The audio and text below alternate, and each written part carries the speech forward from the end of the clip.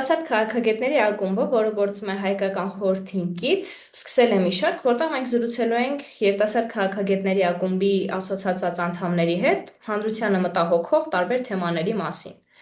Ը,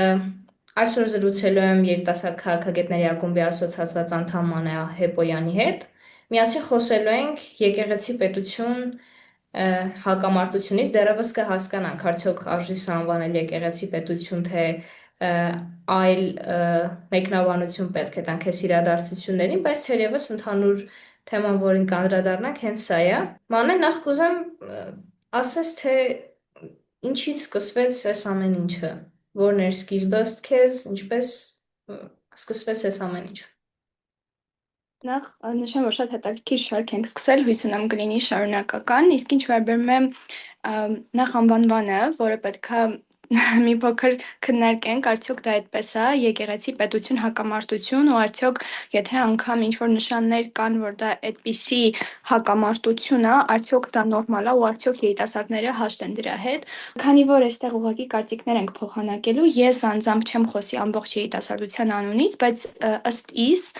սա եկեղեցի եւ պետություն հակամարտություն չէ, ու անգամ եթե կան որոշակի այդպիսի նշաններ եւ գնում է դեպի դրան, ես հաշտ չեմ այդ մտքի հետ եւ գտնում եմ, որ նման հակամարտություն ուղղակի չի կարող լինել Հայաստանի Հանրապետությունում եւ որ երիտասարդները իրենց ասելիքը մասով պետք է անպայման ասեն։ Երբվանից սկսվեց այս ճակերտավոր հակամարտությունը, դժվար է ասել, որովհետեւ արդյոք խոսքը նրա մասին է, թե երբ իշխանական ներկայացուցիչները ինչ որ փաստեր սկսեցին հրապարակել Facebook-յան հարթակներում, արդյոք դա նրա մասին է, թե երբ կաթողիկոսը պահանջեց վարչապետի հրաժարականը, մենք դա չենք կարող հստակ ասել, բայց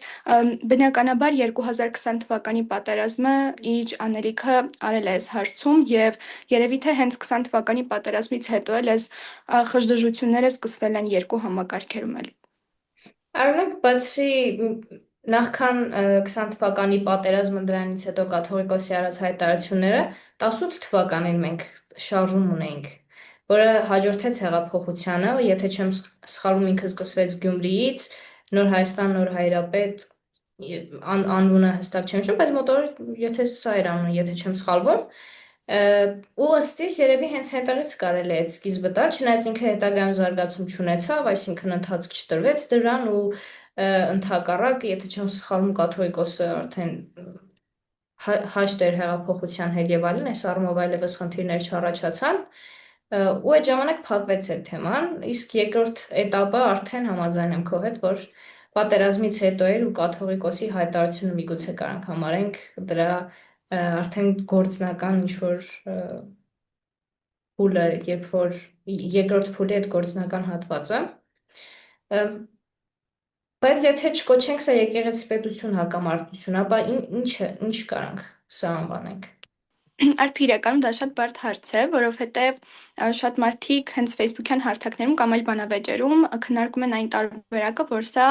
անձերի հետ կապված ինչ-որ խնդիր է եւ ոչ թե եկեղեցական համակարգն են փորձում փոխել կամ հարմարեցնել իրենց իշխանությունները, այլ որոշ անձանց հետ կան խնդիրներ եւ իրականում այդ խնդիրները հենց ստեղծում են լրացուցիչ խնդիրներ նաեւ եկեղեցական համակարգում, որի բարենորոգման ծրագիր էլ եւ սկսել են իշխանությունները։ Կարծում եմ, որ այդպես երևի թե պետք է կոչենք դեռևս, քանի որ ամեն դեպքում խնդիրը հիմնականում իշխանական բանավիճողները նշում են, որ կաթողիկոսը եւ իր մերձ իրեն մոտիկ նեղ շրջապատն է, երևի թե նկատի ունենալով նաեւ եպիսկոպոսած դասը, եւ երևի նրանք ինչ որ խնդիր են տեսնում նաեւ այդ մարդկանց եկեղեցական համակարգում լինելու մեջ, որի շուրջ էլ որ այս տարաձայնությունները ծավալվում են։ Երեք մենք միասին մի քանի այլ երիտասարդների հետ քննարկում ենք ունենում նորից այս հարցի վերաբերյալ ու լսեցինք կարծիք առայն, որ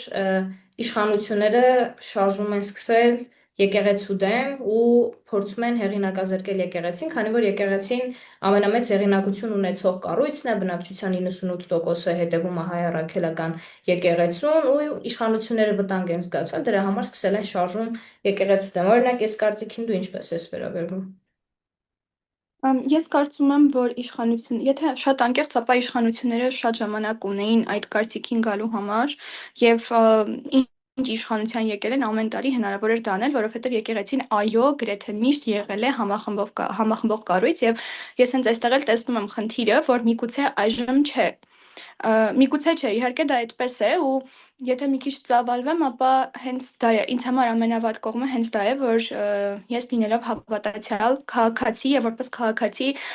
տեսնում եմ, որ պարակտումը չափազանց մեծ է եւ երևի թե այսքան մեծ պարակտում մենք չենք ունեցել, այսինքն ինչու մասն է խոսքս, որ քաղաքացիները հիմնականում պարփակվում են իրենց մեջ ու արդեն գտնում են, որ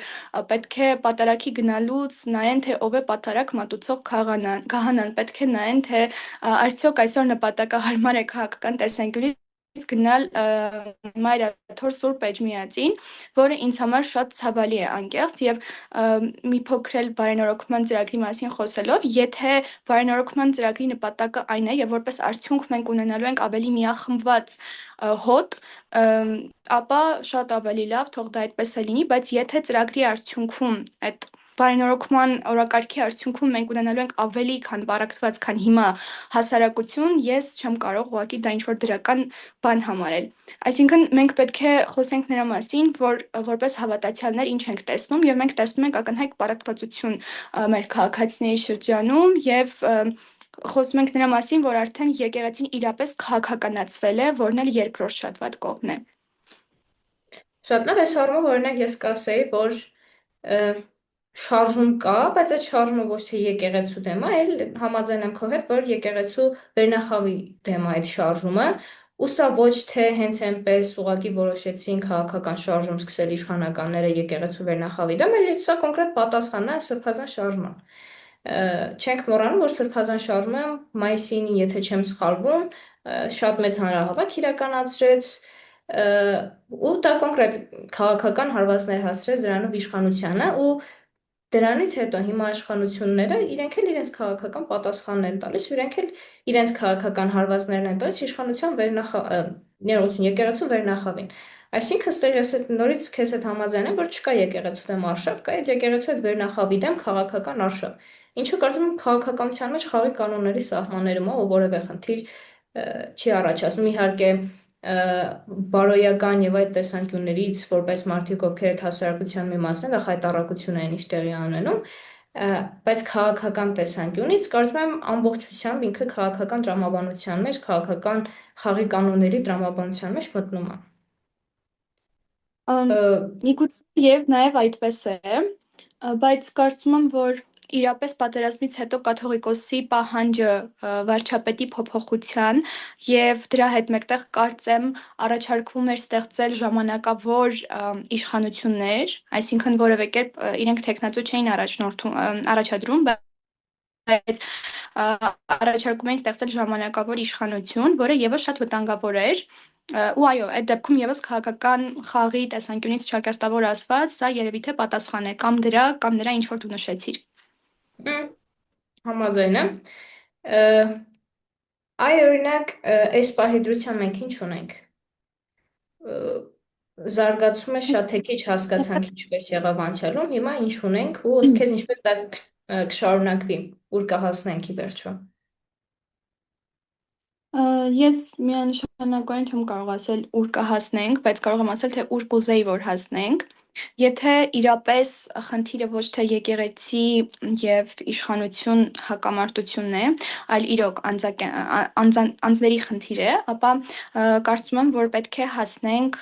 ուղղակիորեն եկեղեցու համակարգում որոշակի բարեփոխումների, որովհետեւ վերջերս լսել եմ շատ հարցազրույցներ եկեղեցական դասի ներկայացուցիչներից, որոնք արդեն կարծում եմ շատ մեծ թվերի են հասել եւ կոնկրետ այն ասելիքները, որոնք որ լսեցի վերջերս, օրինակ ինչ որ խոչընդոտներ, երբ որ եկեղեցականի երեխան ասթմա ունի, տարածաշրջանային խնդիրներ, որ հեռու է, չի կարող ինչ որ հաշմանդամություն ունեցող իր ծնողի կամ երեխայի հետ հասնել այդտեղ, բայց իրեն ամեն դեպքում ուղարկում են այդտեղ, ես գտնում եմ, որ սա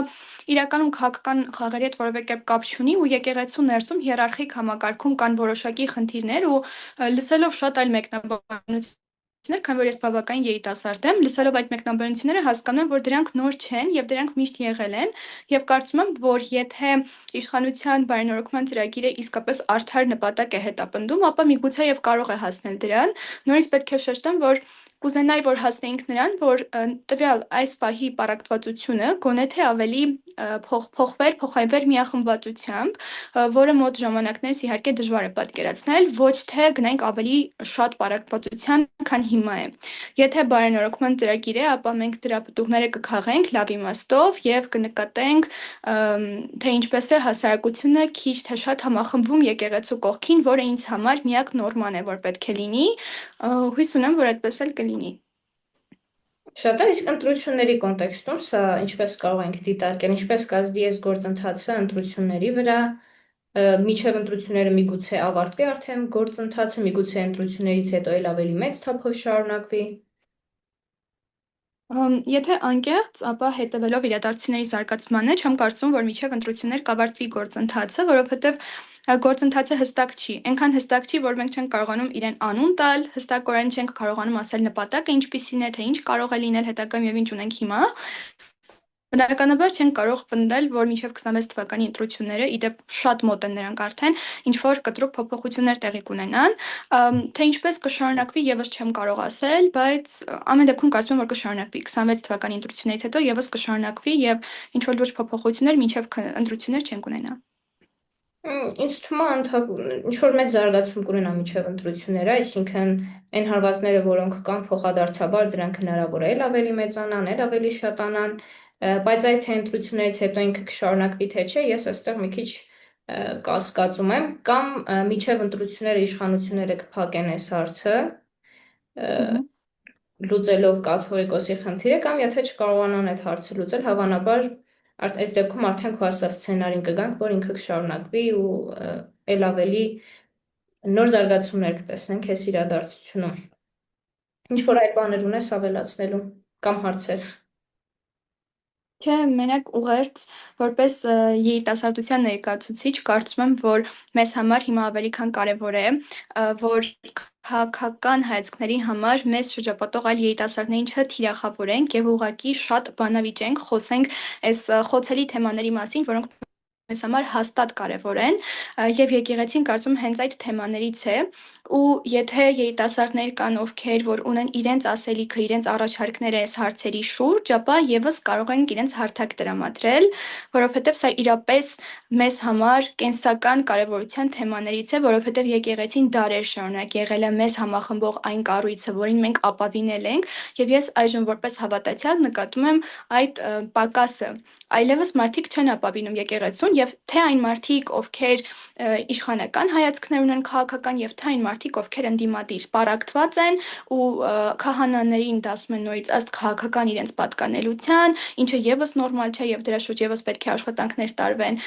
եւ որոշում են այսօր արժե գնալ թե ոչ, իսկ մինչ այդ այդպես չէր եւ մարդիկ ուղակի հոգեվոր ծարավ ունենալով գնում էին մոտակա եկեղեցին, գնում էին պատարագի, անգամ չիմանալով ով է իրենց պատարագը մատուցում։ Որպես հավատացյալ ես շատ լուրջ խնդիրներ եմ տեսնում մեր համակարգում, որին պետք է իհարկե շատ նուրբ մոտենալ եւ պետք է շատ լսել նաեւ երիտասարդների կարծիքը, որովհետեւ նրանք են եկող սերունդը, ցանկացած հարցում, ոչ միայն եկեղեցու։ Շատ լավ, շնորհակալություն շատ եզրափակիչ խոսքի եւ ուղերձի համար։ Ես այդ խնդիրների մասով նաև կուզեմ առանձնացնել աղանդների հարցը, որովհետև ամռան ընթացքում, երբ ֆոկուս խմբային քննարկումներ էի անում երիտասարդների հետ, այս տարբեր թեմաների մասին մենք զրուցում ենք, իրենք շատ-շատ էին նշում հենց աղանդների խնդիրը, որ աղանդները շատացել են, ու դա խնդիր է համարվում, իսկ եկեղեցու կողմից իրենք չեն տեսնում քայլեր այդ հարցը լուծելու։ Միգուցե այս հարցի վերաբերյալ եւս պետք է շատ մեծ ուշադրություն ուղղվի այդ բարանորոգումների արդյունքում, կամ չգիտեմ դրանից դուրս, բայց այս հարցին եւս պետք է ինչ-որ ուշադրություն, այս հարցի եւս պետք է ուշադրություն գրավի։ Ես էլ կասեմ, որ համաձայն եմ քեզ հետ, որ երիտասարդների կարծիքը միշտ պետք է լսել, հարթակ տրամադրելու մասով էլ եմ համաձայն, նրանք ովքեր մտածում են, որ ունեն ասելիք, կուզեն կիսվել իրենց մտքերով, կուզեն կիսվել իրենց գաղափարներով կամ առհասարակ ուղղակի լսեն մյուս երիտասարդների կարծիքը այս հարցերի վերաբերյալ, կարող են հետևել երիտասարդ քաղաքագետների ակումբի բոլոր սոցհարթակներում, գրել մեզ, եթե ուզում են կիսվել իրենց մտքերով, մենք ինչ-որ հանդիպումներ կկազմակերպենք հարցանց ու միասին կզրուցենք այս թեմաների մասին։ Այսքանը, շնորհակալություն շատ դիտելու համար, հուսանք շարունակական կլինի այս ֆորմատը։